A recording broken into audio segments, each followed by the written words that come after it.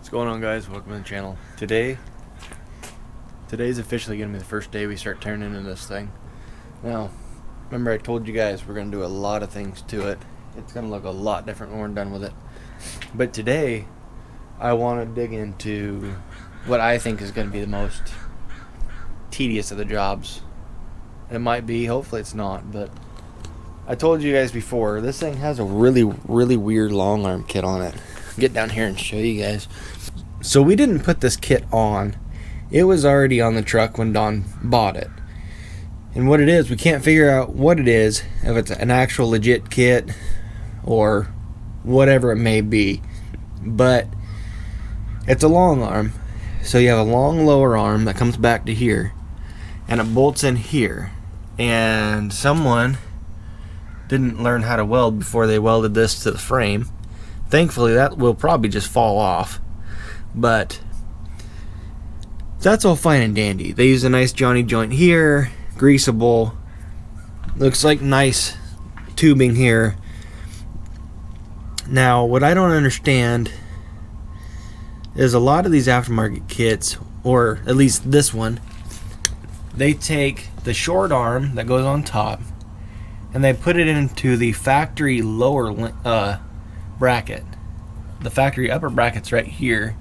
They take that to the factory lower bracket and call it a long arm kit, which maybe I'm overthinking it, maybe not, but you have the benefit of the lower arm here, which is going to let that axle move in a better fashion, but you're still restricting it with a short upper. I don't know, maybe I'm overthinking it, but we don't like it. He wanted something new, and he wanted something more along the lines of what I had on mine, which is a Tuff Country radius arm kit. So, right here is the solution.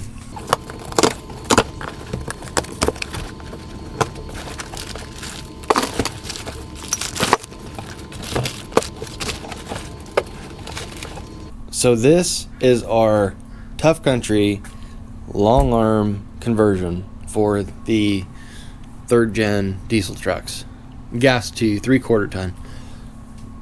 So what's different about this kit than the kit I showed you that's on that with the separate upper and lower link is this is more of a radius arm setup.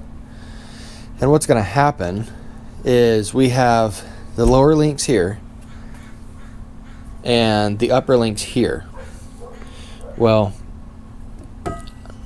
the upper link is going to pin in, bolt in to there, and it's going to go to the top of the differential. If you can imagine, this is the differential side, that's the tranny crossmember side.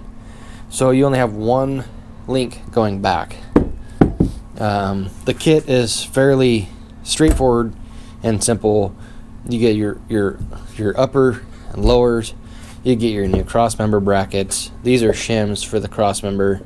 So these are your threaded Johnny joints. These are really sweet how they go together. They're greasable, easy maintenance. They don't get loud like a Heim joint would. This is a really good option for like a highway setup. Well, like it is. So pretty easy. All your poly bushings there. So guys, I went through and I put all the rods together. Put the urethanes in there. I did not put the sleeves in yet. I want to make sure I put grease on those before I put them in. I put those in there. I put the rod ends in how they wanted it. From what I understand from the instructions, they want 3 inches from the base of the rod here to the bottom of here. And on the uppers, they want 15 from eye to eye. Now, they did not specify if they wanted 15 on the long end. See how this isn't straight? 15 1/8 on the long end or 15 1/8 on the short end. So I went 15 1/8 on the long end, and if I need to change that later down the road, it shouldn't be that hard. The only thing that's going to really do, well, it's going to do a lot. It's going to throw the caster off immensely, and it could affect your pinion angle pretty good too. So that's what I did there. We have our frame brackets here. Now I wanted to show you guys how I'm going to do this, because as you can tell, I'm not even going to take tires off. So this is one of those jobs that looks pretty intimidating at first. When you think about it, you're taking your links out and you're putting a new setup in, and at the same time you're hoping nothing's going to move. So let me show you guys. I have the truck in gear. I have the wheel chocked. I have the park brake again, and that's going to keep the actual truck from moving. It shouldn't move at all, right? Make sure you're on flat ground. Now on the front I jacked it up and put it up on jack stands because I do not want that axle to get froggy and try to move either. Even though I left the tires on, I wanted to make sure I put the jack stands under there because that has a solid connection from the truck or the axle to the ground.